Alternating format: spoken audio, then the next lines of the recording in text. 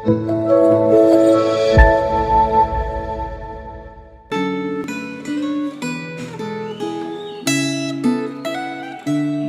saudaraku yang terkasih dalam Yesus Kristus, biarlah hari ini kita kembali merenungkan kelanjutan dari renungan Gema, praktik keagamaan anak-anak Allah. Mari kita satu dalam doa. Bapa kami yang ada dalam kerajaan surga, kami bersyukur hari ini kami kembali menikmati rahmat-Mu yang baru. Dan ketika kami menikmati rahmat-Mu yang baru, kami rindu memulai hidup kami bersama dengan Tuhan. Dalam perenungan kami pada pagi hari ini, kami serahkan perenungan kami dan biarlah semuanya boleh jadi hanya dalam nama Tuhan kami, Yesus Kristus Allah yang hidup, kami sudah berdoa. Amin.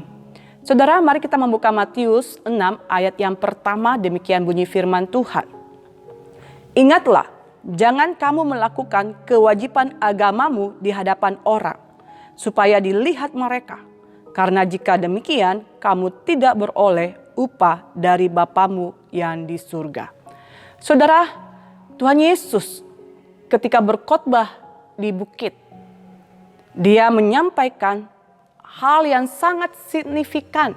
Dan Tuhan Yesus mengingatkan kepada begitu banyaknya orang-orang Israel yang datang untuk mendengarkan khotbah Tuhan Yesus.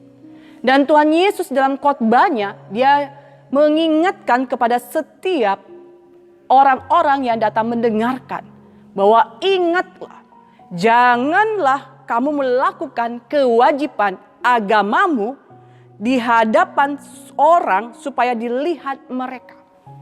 Kewajiban agama apa yang Tuhan Yesus maksudkan dalam hal ini? Yang Tuhan Yesus masukkan di dalam kewajiban keagamaan pada saat itu ada 3 hal. Yaitu sedekah, berdoa, dan berpuasa. Hal inilah yang dilakukan orang-orang yang menaati hukum Taurat. Dan kita tahu orang-orang seperti apakah mereka itu. Ahli Taurat dan orang-orang Farisi. Yang sungguh-sungguh melakukan ketaatan mereka dengan sungguh-sungguh melakukan kewajiban agama mereka. Tapi sangat disayangkan. Ketika mereka melakukan kewajiban agama mereka melakukannya untuk dipertontonkan semua orang. Sehingga Tuhan Yesus mengatakan bahwa sesungguhnya mereka tidak beroleh upah dari Bapamu di surga. Saudara, hal seperti apakah yang seharusnya kita melakukan kewajiban agama kita sebagai anak-anak Allah? Di dalam hal sedekah, Tuhan Yesus menginginkan setiap kita bahwa seharusnya ketika kita memberi sedekah bukan untuk mencari pengakuan atau pujian dari orang lain. Seharusnya ketika kita memberi sedekah, dalam pikiran kita hanyalah untuk mengucap syukur dan mengingatkan diri kita untuk tidak terikat kepada harta benda dalam dunia ini. Dan ketika di dalam hal berdoa, Tuhan Yesus juga mau mengingatkan kepada setiap kita bahwa doa adalah komunikasi kita bersama dengan Allah Bapa di surga. Doa bukanlah suatu tindakan untuk dapat dipertontonkan dan untuk mendapat pujian. Doa mengingatkan kita membutuhkan hubungan yang dekat dengan Allah setiap saat, setiap waktu, dan untuk mengingatkan kepada kita untuk datang dengan tulus dan rendah hati. Serta kita datang seperti seorang anak kecil. Kita datang seperti seorang anak kecil. Maksudnya apa, saudara? Ketika kita doa kepada Bapa di surga, kita datang dengan sikap kita anak kecil yang berantakan mungkin, yang tidak tahu apa yang terjadi. Kita datang dengan keegoisan kita. Anak kecil yang datang hanya apa? Meminta kepada Bapa apa yang menjadi keperluan dia, apa yang menjadi kerinduan dia, apa yang menjadi keinginan hatinya pada saat itu. Dan anak kecil yang datang dengan kepolosannya, yang datang meminta kepada Bapa. Itulah yang diinginkan oleh Bapa.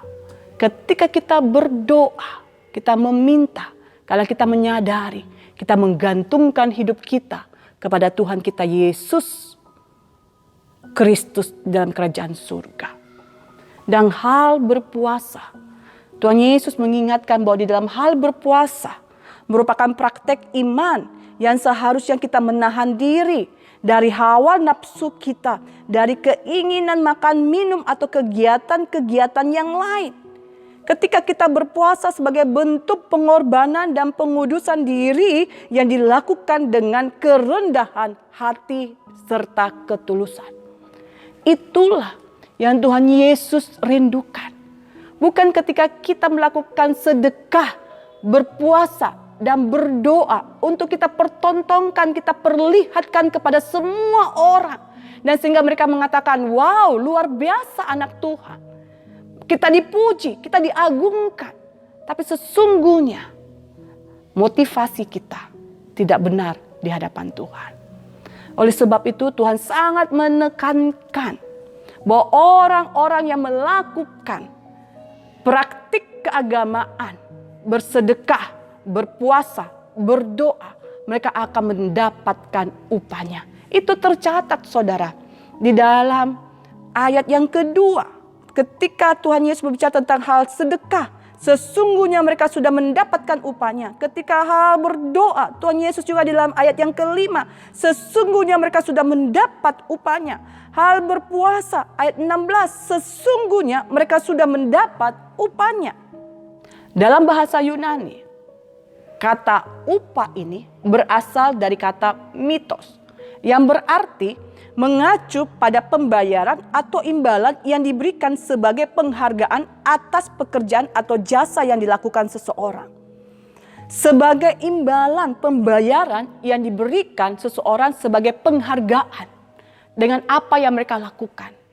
Dan menurut Paul Tripp, saudara, upah juga mengacu kepada motivasi yang mendasari perbuatan kita. Ada motivasi yang mendasari apa yang kita lakukan ketika kita melakukan keagamaan kita. Oleh sebab itu Tuhan Yesus mau mengingatkan saya dan saudara. Ketika kita melakukan praktik-praktik keagamaan ini, apa yang menjadi dasar motivasi kita ketika kita melakukannya. Tuhan Yesus rindu sekali ketika kita melakukan kewajiban keagamaan kita.